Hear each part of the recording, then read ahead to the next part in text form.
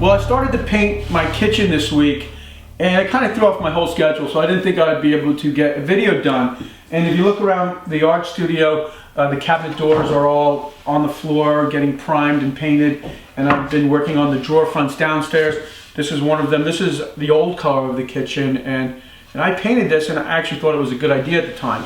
But now I'm going to paint the whole kitchen white.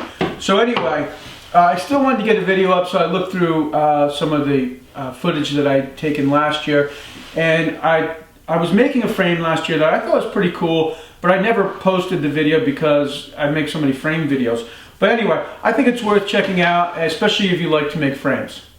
Well, I wasn't going to make a video on this project because I make a lot of frame videos and I didn't want to make another frame video. But this is a cool piece. It's called a color construction by the artist James Gehagen, and it was made in 1958. And you know, to me, it's really interesting. I like the history that's attached to art. So you can look at a piece like this and you can think of what was happening at that time. He was a student of Hans Hofmann, and he was also an assistant to Hans Hofmann. And in 1958, abstract expressionism was kind of on the way out.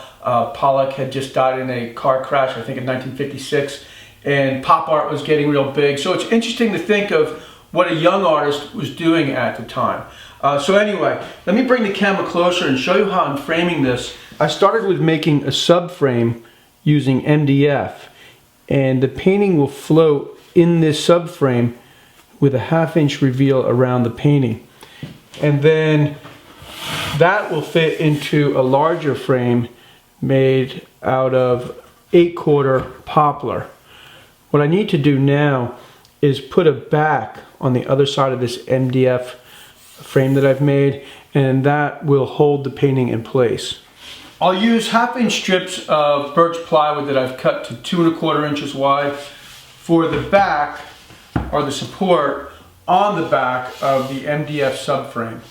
I should mention that I made the subframe in the same way that you would make a face frame, and you can see the biscuit that I used to join the subframe together. I used a 3/4 inch piece of MDF to extend the inside of the face frame to make an outside mark, and that's where I'll make my miter cut.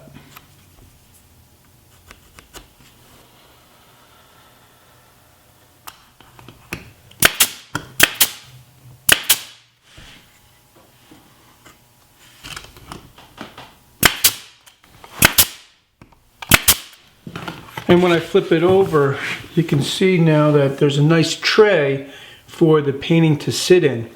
And if I get the painting,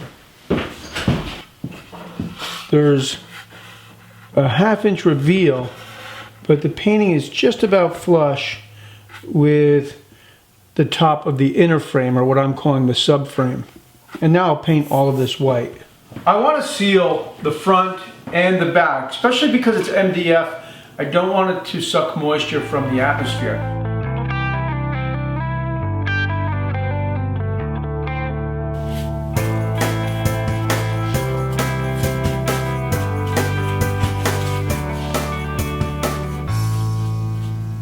I'm using a flat wall paint on the inner frame, and I don't want a directional paint stroke like this. I don't want to see the direction that the brush is going in.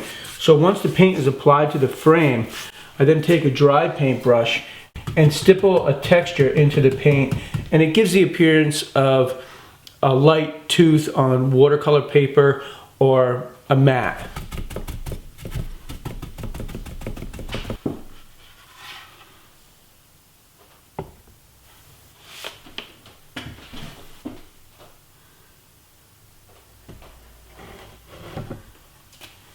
Well, I thought that was a pretty cool frame, and it's really the first time I've ever framed anything like that before. Now, if you think you want to make a similar frame, I've made a drawing that I'll put on my website. It's basically the view as if you were to cut the frame in half. So just search color construction frame, and the video will be up there, and this little drawing will be right under the video. Thanks for tuning in. I'll see you next week.